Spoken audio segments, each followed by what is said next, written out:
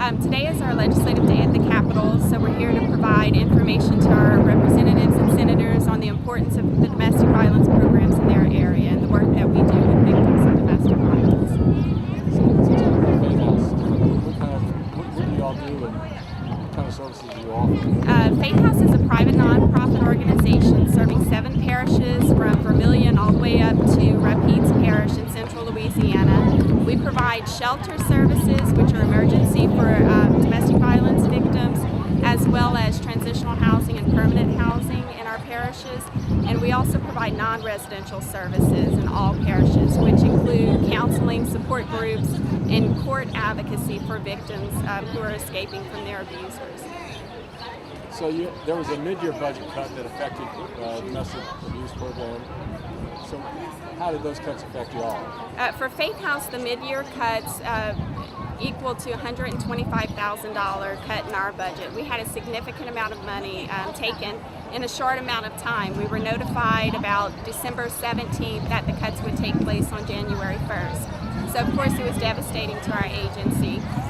What we had to do to absorb the cuts was to cut back on non-residential services. So we had to get rid of 2 staff members, we had to dismiss, and we also had to reduce the number of hours in several of our outreach offices, in addition to cutting several projects or improvement projects that we had planned for our shelter. So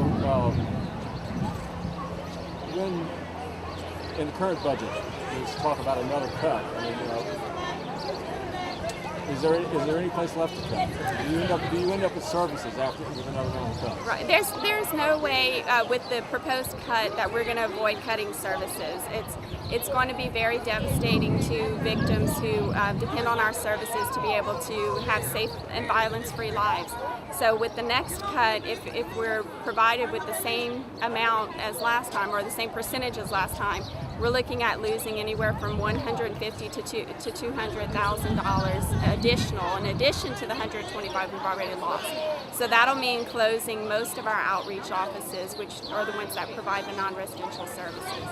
How many clients do you have a year? Every year we see about 800 clients, women and children in our shelter, and about 2,000 in our non-residential offices in our 7 parishes. And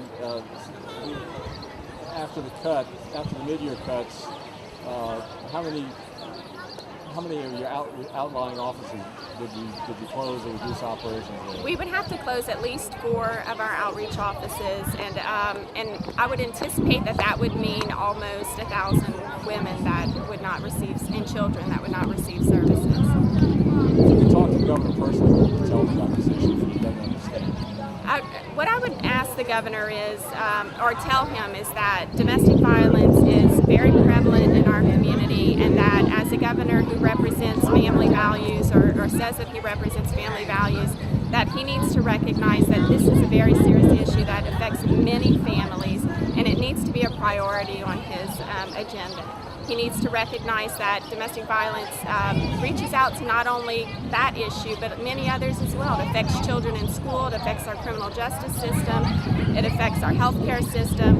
So if we continue to devastate the programs that are the only programs helping these victims, we can only expect it to get much worse for the citizens in our state.